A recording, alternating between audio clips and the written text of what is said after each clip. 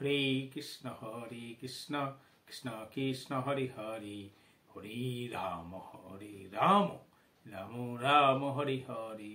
শ্রী ভক্তবৃন্দে শ্রীচরণ তলায় আমার অনন্ত কোটি দণ্ডবত প্রণাম। আর আশা করি কৃপাময় ঈশ্বরের কৃপায় আপনারা সকলে ভালো রয়েছেন, আপনাদের আশীর্বাদে আমি ভালো রয়েছি। তো আজকে যে বিষয়টি নিয়ে আলোচনা করব সেটি একটি গূঢ়তম রসযুক্ত বিষয়। এই তত্ত্ব আলোচনা করা এই অধমের পক্ষে সম্ভব নয়। ভগবানের যদি কৃপা হয় তাহলে শাস্ত্রের দু চারটি তথ্য আপনাদেরকে তুলে ধরতে পারি। সেই প্রশ্নটি হচ্ছে যে মহাদেবের সমস্ত দেবদেবীর মূর্তি পূজা হয়, কিন্তু মহাদেবের কেন লিঙ্গে পুজো করা যায়? এই তত্ত্বটি আলোচনা আজকের বিষয়। তো সর্বপ্রথমে বলি যে অধমের পক্ষে এরকম গূঢ়তত্ত্ব আলোচনা করা সত্যি দুরূহ ব্যাপার। আপনারা যদি কৃপা করেন শাস্ত্রের দু চারটি প্রসঙ্গ তুলে আপনাদেরকে একটু বলতে পারি মাত্র। কারণ এই যে তত্ত্বের কথা, এই তত্ত্বের প্রশ্ন আমার আপনার মতো সাধারণ মানুষ করেননি। প্রশ্ন করেছিলেন কিছু ঋষিকুমার সৌনিক মুনির কাছে, আর প্রশ্ন করেছিলেন ব্রহ্মার যে চাতুষ্পুত্র রয়েছেন, হ্যাঁ, সনক সনকাদি, ঠিক আছে, সনক সনাতন সনকাদি, এর যে চারজন পুত্র ছিলেন, সেই চারজন পুত্র জিজ্ঞাসা করেছিলেন নন্দী মহারাজ কাছে। তো সে নন্দী মহারাজ বা সনকাদি দুজনেই কিন্তু ক্ষমাপ্রার্থী ছিলেন যারা প্রশ্ন করেছেন তাদের কাছে, এবং তারা বলেছেন যে এই প্রশ্নের উত্তর ব্যাখ্যা আমার দ্বারা সম্ভব নয়। এই প্রশ্নের উত্তর দিয়েছেন স্বয়ং মহাদেব, হ্যাঁ, শিব ছাড়া আর কারোর পক্ষে এই প্রশ্নের উত্তর দেওয়া সম্ভব নয়।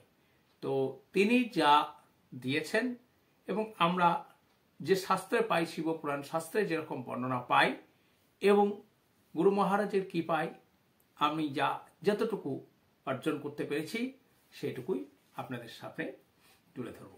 এই লিঙ্গ শব্দটির অর্থ হচ্ছে শিব ও শক্তির মহা মিলনের স্বরূপ। এখন প্রশ্ন হচ্ছে কেন লিঙ্গ পুজো করা হয়? আমি তো প্রথমেই প্রশ্ন করলাম, প্রশ্নের ঋষি কুমাররা জিজ্ঞাসা করেছিলেন, তার উত্তরে তিনি জানিয়েছিলেন যে সুতদেব গোস্বামী তিনি জানিয়েছিলেন যে তিনি তাঁর গুরুদেবের কাছ থেকে যেটি জানতে পেরেছেন, গুরুদেবের মুখে যা শুনেছি সেটাই ক্রমশ বর্ণনা করছি। এটি পাবেন কোথায় না, এরকম যে গ্রন্থ রয়েছে শিবপুরাণ, একদম পরিষ্কার লেখা রয়েছে, বাংলাতে লেখা রয়েছে। 17 নম্বর পৃষ্ঠাতে আপনারা দেখবেন, সেখানে লেখা আছে ভগবান শিবের লিঙ্গ ও সকার বিগ্রহের রূপের পূজার রহস্য মাহাত্ম্য। তো সেখান থেকে একদম পাই টু পাই আপনাদের পড়ে শোনাতে গেলে প্রচুর সময় লাগবে, ভিডিও বিস্তারিত হবে, তাই আমি যেটুকু মূল বক্তব্য সেটুকুই আমি ব্যক্ত করছি। তো সেই যে বর্ণনা দিয়েছিলেন, যে সেখানে তিনি বিবরণ দিয়েছেন যে এই ব্রহ্ম হচ্ছেন এই মহাদেবের লিঙ্গ তত্ত্ব হচ্ছে কেন না, তিনি হচ্ছেন নিষ্কল অর্থাৎ নিরাকার পরম ব্রহ্ম। সেই জন্যে এই নির আকারের জন্য তাকে আমরা লিঙ্গ বা মূর্তি রূপে পুজো করে থাকি। আর সকল শব্দের অর্থ হচ্ছে তিনি দৃশ্যমান, সেই রূপের জন্য আমরা মূর্তিতেও পুজো করে থাকি।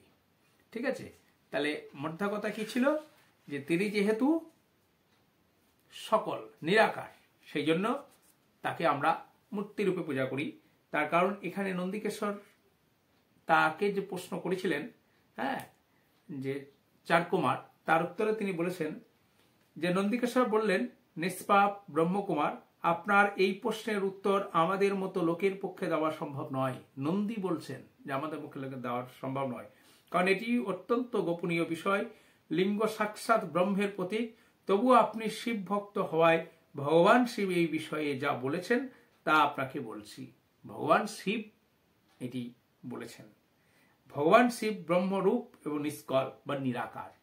যেহেতু তিনি নিরাকার, তাই তার পুজোতে নিষ্কল লিঙ্গের ব্যবহার করা হয়। এটি সমস্ত বেদে এই মত ব্যাখ্যা রয়েছে। ঠিক আছে, উদ্ধৃতি তুলে ধরলাম। এই কথা শুনে তখন ব্রহ্মার যে চাতুষ কুমার ছিলেন তারা জিজ্ঞাসা করলেন যে এই লিঙ্গের কবে প্রকাশ হলো বা কি রূপে প্রকাশিত, কেনই বা প্রকাশিত হলো, সেই বিষয়ে যদি একটুখানি প্রশ্ন করেন। এখনো পরিষ্কার উল্লেখ রয়েছে যে সমস্ত বৃত্তান্ত শুনে লিঙ্গের প্রকাশ রহস্য এবং সূচিকারী প্রসঙ্গ আমাকে বলুন। সনত কুমার জিজ্ঞাসা করলেন। তাদের উত্তরে কে বললেন না, নন্দিকেশ্বর বললেন যে এই উত্তরে নন্দিকেশ্বর ভগবান মহাদেবের নিষ্কল স্বরূপ লিঙ্গের আবির্ভাব বর্ণনা করলেন। সেখানে কি রূপ বর্ণনা করলেন না, তিনি ব্রহ্মা বললেন যে ব্রহ্মা এবং বিষ্ণুতে যখন বিবাদ লেগে যায় তখন দিব্য কৈলাসে বিবাদ লেগে যায়, দেবতাদের উদ্যোগে তাদের দিব্য কৈলাসে শিখরে গমন। দেবতারা সকলের মধ্যে দিব্য কৈলাস মানে মহাদেব যেখানে বাসস্থান সেখানে যান এবং চন্দ্রশেখর মহাদেবের স্তব তথা দেবতাদের দ্বারা প্রেরিত হয়ে মহাদেবের ব্রহ্মা এবং বিষ্ণুর বিবাদ স্থলে আগমন হলো। অর্থাৎ দেবতারা যখন স্তব স্তুতি করলেন, সেই যে বিবাদ লেগেছিল ব্রহ্মা এবং বিষ্ণুর মধ্যে, সেই স্থানে আবির্ভূত হলেন। কিসের মতো আবির্ভূত হলেন?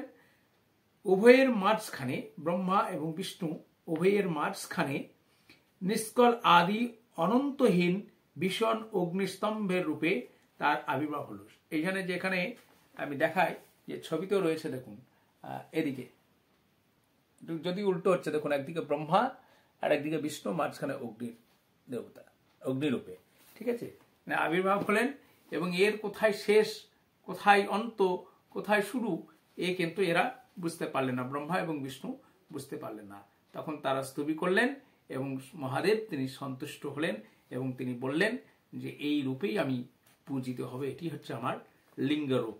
এবং ব্রহ্মা এবং বিষ্ণু তাদের থেকেও শ্রেষ্ঠ স্থানে এই মহাদেবকে কিন্তু মহাদেবের আসনে বসালেন এবং তারা এই মহাদেবকে পুজো করলেন। পুজোর কি দিয়েছিলেন সেখানেও এখানে সম্পূর্ণ বর্ণনা করা আছে যে হার, নূপুর, কেউর এগুলো অলঙ্কার দিয়েছিলেন, কিরীটি, মণিময় কুণ্ডল, যজ্ঞোপবীত উত্তরীয় বস্ত্র, পুষ্পমালা, রেশমি বস্ত্র, হার, মুদ্রিকা, পুষ্প, তাম্বুল, কর্পূর, চন্দন, অগ্গুর, অনুলেপন, ধূপ, দীপ, শ্বেতচন্দন, ব্যঞ্জন, ধ্বজা, চামর, এই সমস্ত দিয়ে তারা উপহার দিয়ে তারা পুজো করেছিলেন।